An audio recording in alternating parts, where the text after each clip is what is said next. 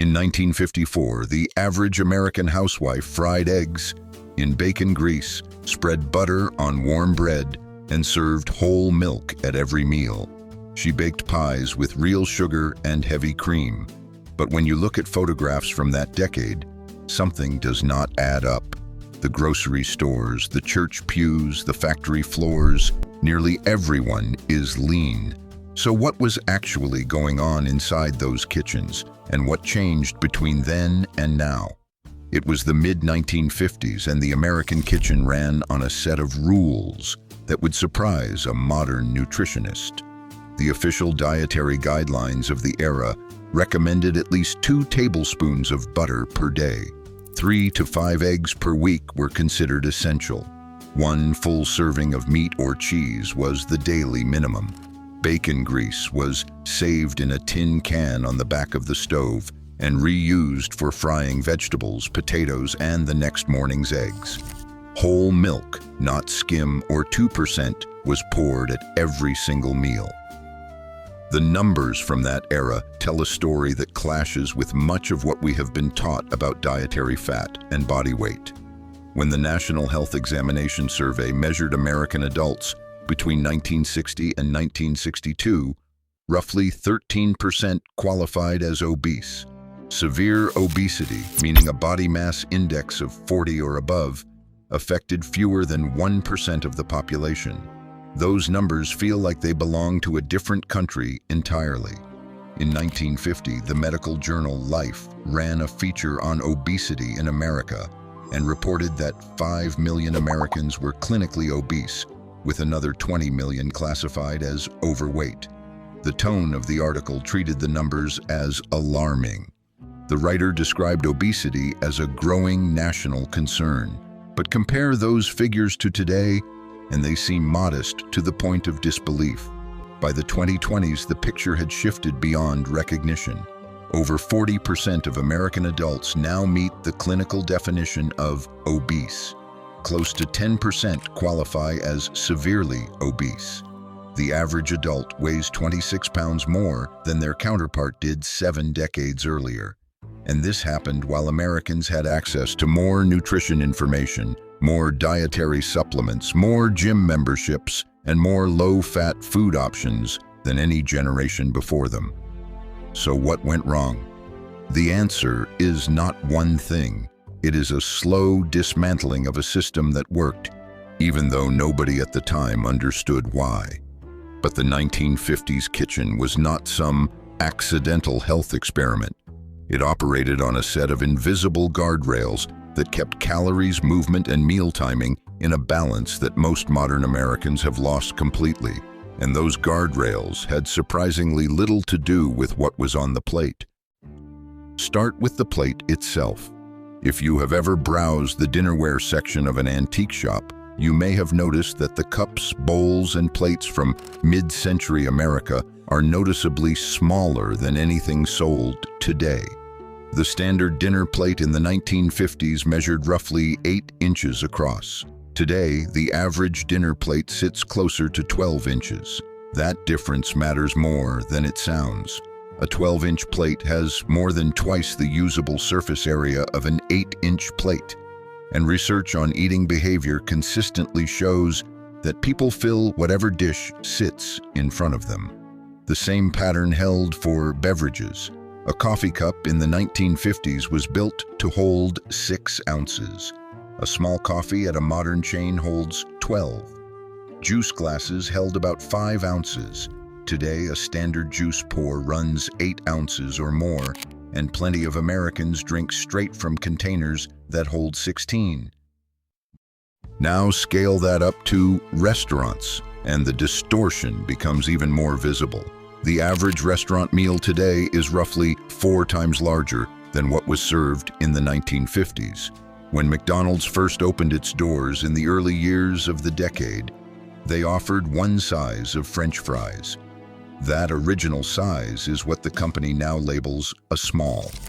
The portion that Americans consider a normal order today is 2 to 5 times heavier than what the original menu offered. But think about what that means in practice. If you ordered a hamburger, fries, and a soda from a roadside stand in 1955, you would receive a meal that a modern American child might consider a snack.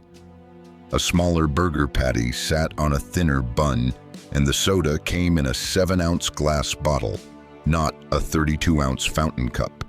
And that meal was considered a full lunch. Nobody walked away hungry because their stomachs had not been trained to expect more. Across the industry, portion sizes stayed relatively stable through the 1960s, then began expanding in the 1970s. By the 1980s, the growth was sharp, and it tracked closely with rising body weights across the country. However, portions were only one piece of a much larger puzzle, because the 1950s American was not just eating less food. They were burning far more energy doing things that nobody at the time would have described as exercise. Consider the daily routine of an average housewife in 1955. According to household research from the era, she took approximately 15,000 steps per day just keeping her home running. That works out to roughly 5.5 miles of walking, and none of it happened on a treadmill. She walked to and from the grocery store, sometimes daily, because refrigeration was limited and fresh ingredients spoiled faster without modern preservatives. Laundry went up on a clothesline because most families did not own an automatic dryer. Floors were scrubbed by hand because there was no Swiffer, no spray mop, no antibacterial wipe. Ironing meant pressing shirts and dresses with a heavy non-steam iron that required constant physical effort. Her neighbor across the street might have spent the morning kneading bread dough, then carried wet sheets outside to hang on the line, then walked 6 blocks to the butcher shop for that evening's roast. However, what made these routines so effective at keeping weight off was not any single task. It was the fact that the work never stopped. These chores filled the entire day, hour after hour, from breakfast cleanup through the final sweep of the kitchen floor after dinner. Modern estimates suggest that women in the 1950s burned well over 1,000 calories a day through domestic work alone. Today, the average woman burns roughly 556 calories through housework. Think about what that gap means. 450 extra calories burned every single day, without a gym, without a trainer, without a single minute set aside for exercise. Over the course of a year, that difference adds up to tens of thousands of calories, enough to account for significant weight change all by itself. But the calories were only part of it.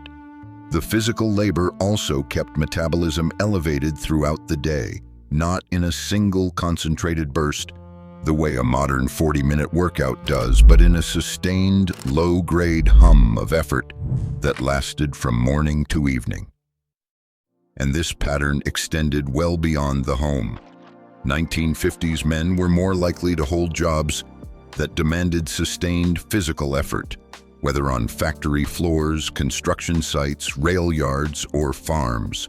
Even the men who worked desk jobs walked to bus stops in the morning, climbed stairs in buildings that lacked elevators, and spent their evenings pushing lawnmowers that had no motor.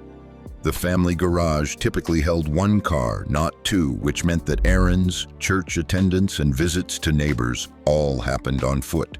Children walked to school, rain or shine, and after school, they played outside until dinner, running, riding bicycles, jumping rope, because there was no screen inside the house worth sitting in front of for hours. But here is the detail that makes the whole picture click into place. Nobody in the 1950s thought of any of this as fitness. There was no step counter on anyone's wrist and no calorie tracking app on anyone's phone. Jack LaLanne's exercise television program did not reach a national audience until 1959, and even then, formal exercise was viewed as an unusual hobby rather than a daily obligation. The idea of paying money to move your body inside a building would have puzzled the average American in 1955. Movement was simply woven into the structure of ordinary life, and it burned hundreds of extra calories every day without a single person tracking a single step. However, movement and plate size still do not explain the full picture, because there is another force at work in the 1950s that has quietly vanished from modern American life, and it may matter more than either of them. That force is structure. In the 1950s, eating followed a rigid rhythm that governed the entire household. Breakfast happened in the morning at the kitchen table. Lunch was a brown bag sandwich carried to work or school. Dinner was served at a set hour in the evening, and the whole family sat down together. Between those 3 meals, the kitchen went quiet. There was no mid-morning snack break at the office, and no vending machine humming in the hallway. The desk drawer held paper clips, not granola bars. Drive-through windows between errands did not exist yet. Sweets existed in the 1950s, of course. Cake, pie, cookies, ice cream, all of it was available. But when was the last time you saw someone treat a single cookie as a complete dessert?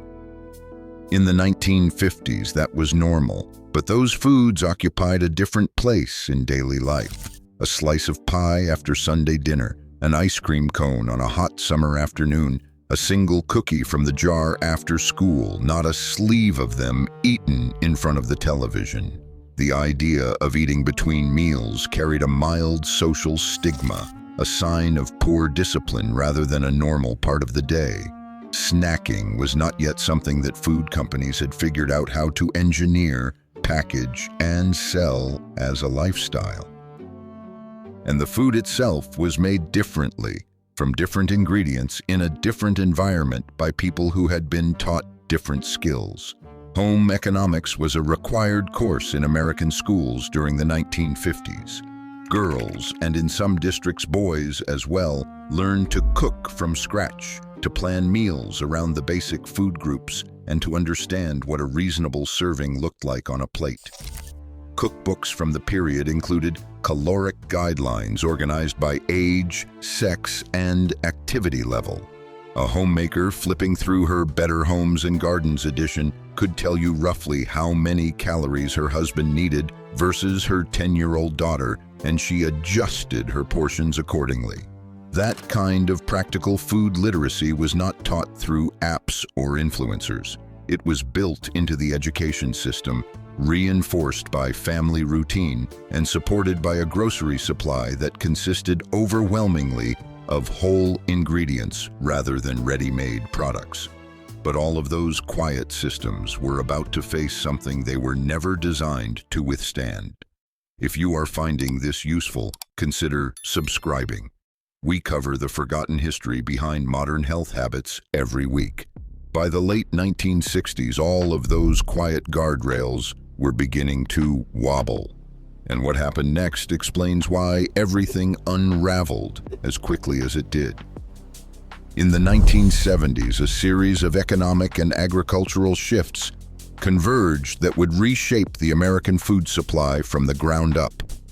Federal corn subsidies turned corn into one of the cheapest commodities in the country.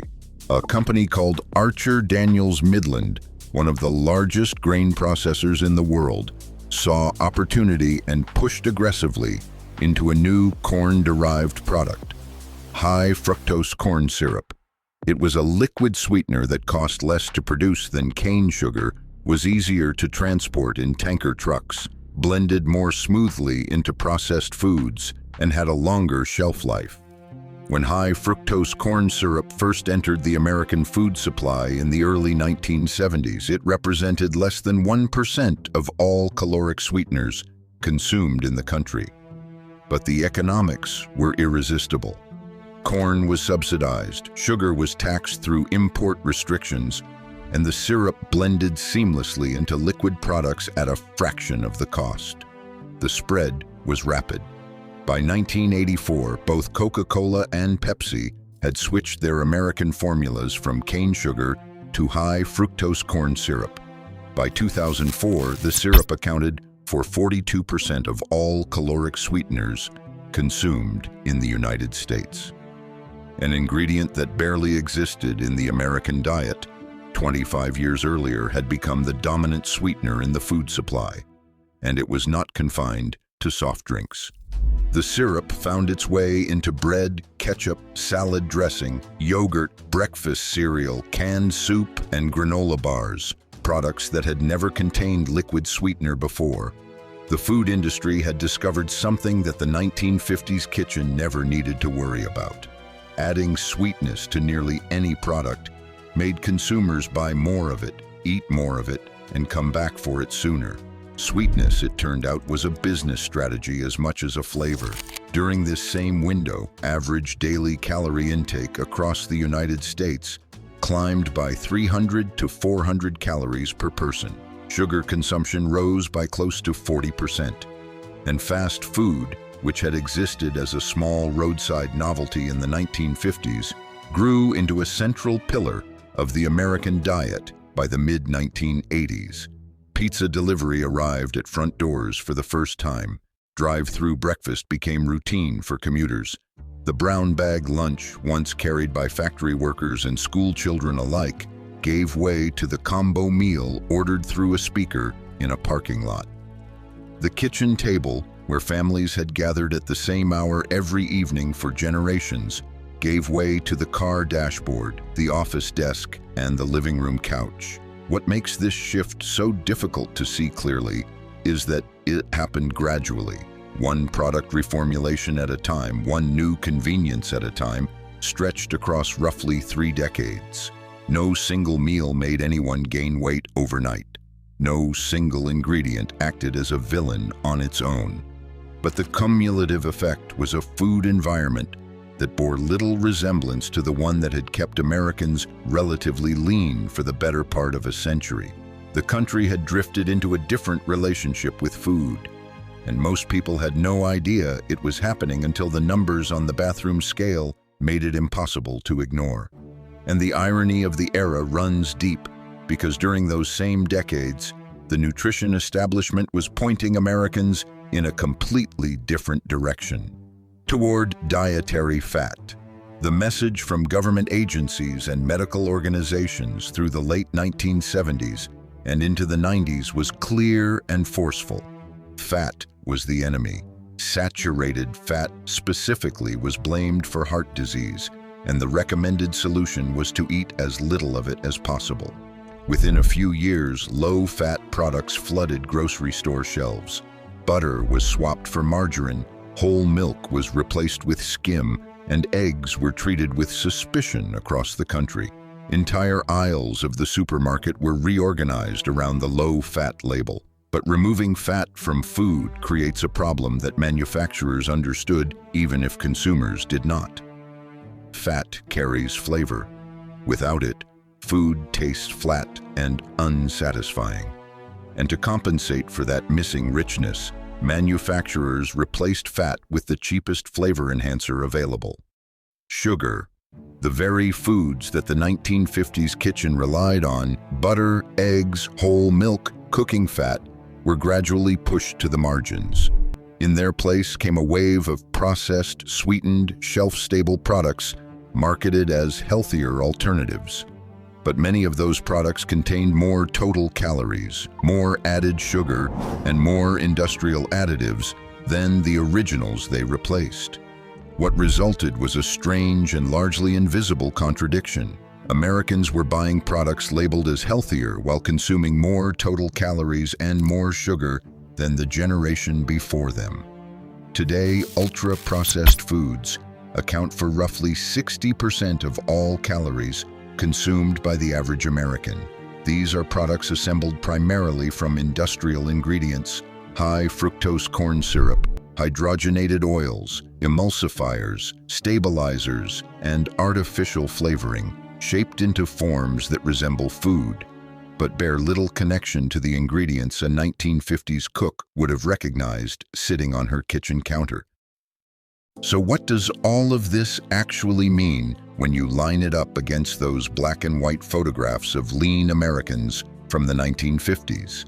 This is where the paradox of the 1950s diet finally comes into focus. It was not that butter and bacon were secretly good for weight loss. The overall system was doing the work. Small plates that limited how much food could fit in a single serving. Daily movement built into the physical demands of keeping a household and holding a job. A 3-meal structure with firm boundaries that left little room for grazing. Home-cooked meals made from whole ingredients that had not been engineered to override the body's natural fullness signals. All of those forces worked together, and they kept weight in check without anyone thinking about it. The 1950s housewife did not count calories. Tracking macros or eliminating food groups was not part of her vocabulary. She cooked with butter and lard and white flour because those were the ingredients on her shelf. The same ingredients her mother had used and her grandmother before that.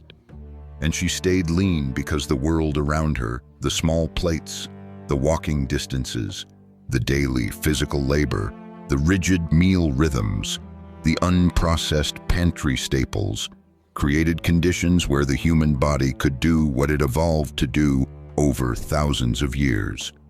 Regulate itself, match intake to output, store energy when needed, and burn it when demanded. What replaced that world was not the result of personal failure or collective laziness. It was a slow, systemic redesign of the American food environment, driven by agricultural policy, corporate economics, and industrial food science. The guardrails that once held eating and movement in natural balance were removed one by one. And in their place, the market offered gym memberships and diet plans, solutions sold to correct a problem that the same economic forces helped create. But here is what makes this story more than just nostalgia. The conditions that kept Americans lean in the 1950s were not the product of willpower or superior moral character. They were the product of an environment where food was simple, movement was unavoidable, meals had boundaries, and the ingredients in the pantry had not been redesigned to override the brain's natural satiety signals. That environment did not disappear because people stopped caring about their health. It was replaced gradually and profitably by a system optimized for convenience, shelf life, and repeat purchase. And the human body, which spent thousands of years adapting to scarcity and physical effort, had no defense against a world suddenly built around abundance and stillness. The real question is not why everyone was slim in the 1950s. The question is whether any of those invisible guardrails can be rebuilt in a world that has been engineered from the factory floor to the grocery shelf to the glowing screen on the kitchen counter to make eating easier, faster, and harder to stop.